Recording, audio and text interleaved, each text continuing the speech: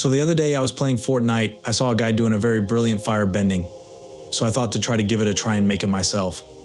So let's get started.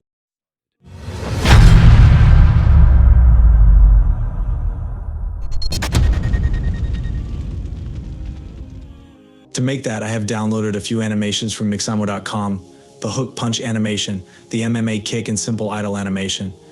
So create a new folder and rename it as elements of avatar and open it up. Next, I'm going to create an actor blueprint class and rename it as my projectile BP. So open this up. Now here we need a few things. First, we need a box collision, this one, and drag this and drop this over here to make it the parent component. Next, we need a static mesh. Another thing we need is a particle system. And I think it should be cascade particle system. Make sure it's not the child of static mesh. Similarly, we needed the projectile movement. So we can move our projectile. The static mesh, for now, you can use any. I'm just going to use this cube right here. As you can see, my cube is way too big. Now rescale it a little. In my box extent, I'm going to increase this to match its children. For my particle system, I have downloaded these infinity blade effects and advanced magic effects from Unreal Engine Marketplace. So we're going to use these. So I'm going to use some particles from here, and I think this one will be great. Here I have it selected, and go to your particle system and click on this button. You will get this particle. Now rescale it a little. I am going to quickly make some adjustments here. Also, I'm going to clear my mesh for now. I don't need my mesh here.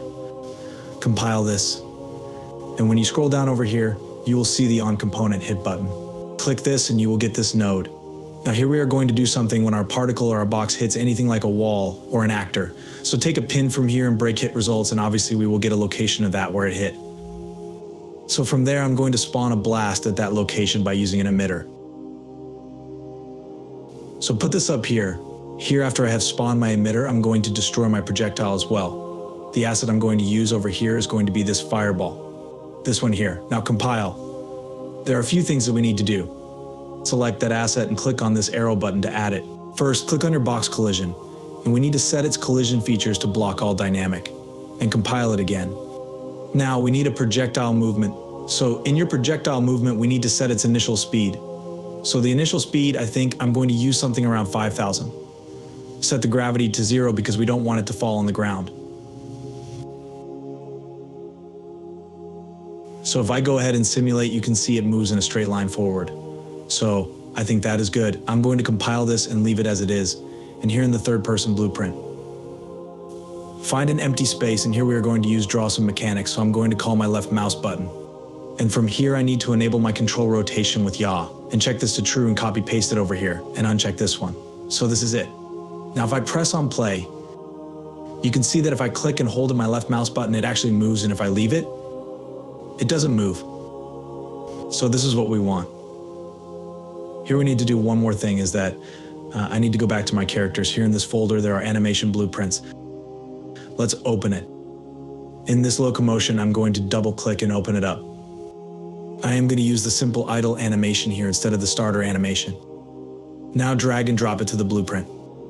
So I'm going to hook this up over here, and I'm going to compile this. Now you can see that my simple idle animation is this one instead of the other one. It looks way cooler. Now I think that will be okay, so I'm going to close this. Here, after this, when I press play. So you can see that this is my idle animation. Okay, now the next thing we need to do is play an animation montage. So whenever our button is pressed, it is going to enable our control rotation with yaw, and then it is going to play an animation and spawn a fireball. There were some problems importing the animations from Mixamo, so I converted them using a converter. First, we need to play a montage. And the mesh it is going to play on is this one, our character mesh. We don't currently have any montage to play. Let's go ahead and create a one for this animation. Right-click on this animation, go to create, and create its montage. Okay, now click here and select this one. The play rate I'm going to set is 2 seconds. Next is that we are going to spawn a projectile. So right-click and spawn actor from class. So what class you're going to use is the projectile BP, this one. For the location, we need a component here. I'm going to add a scene component as a spawn point for my projectile. I'm going to attach it to my character. Now you can see that my component is not in the right place. So I'm going to move it further away and a little upwards. This is the point I want to spawn my projectile. Hit compile and you get this error because location is still unknown. Here we need that component's location using get world transform. We need a notification right here. Open this montage, create a notification here. I think right at this position, I'm going to create a notification. Right click here, add notify, montage notify. And rename it as montage notify. Save and close it. And here now we already have a notification. So whenever I play this, you will see that it works, but my fireball moves to the left. So it's easy to fix. You can go to your viewport and click on your component scene and simply rotate it to 90 degrees on the Z-axis. This one will be good. So if I press play this time and you can see that it moves in the straight line.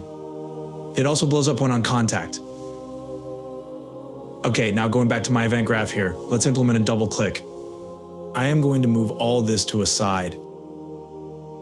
To do that, create a variable over here and rename it as clicks. It is going to be an integer. Okay, so when the button is pressed, I'm going to use a sequence node over here and I'm going to get clicks and increment it like this. I'm going to check if our variable is less than and equal to 2. Use branch node. And set the value here to 2 clicks. Connect the true of the branch to our mechanics. Copy this and paste it over here. I'm going to connect false of the branch to these. Okay, why did I connect these? Because I want to play another different animation on double click here. So this time, I'm going to create a montage of this MMA kick animation. And here I'm going to use that one. And we also need to create the notification of this, so I'm going to open this in here. Right at this position, I am going to create a notification. And rename it as notify. Save and close. Now we are going to work on this projectile. So I'm going to right click and make a duplicate of this. And I think I'm going to rename it as kick BP. And open it. Everything else will be the same, but we'll change my projectile to something. I have downloaded these playing effects, Infinity Blade effects. So in this effects system, I think I have this effect. So this is the one I'm going to use in the particle system right here. Okay. Now I'm going to close this and here I'm going to use that kick BP. For the second pin in the sequence, I'm going to get a retriggerable delay. And I think that 0.7 seconds would be enough. And after 0.7 seconds, I'm going to set my clicks to 0. And I'm going to compile this. Now this all is very good.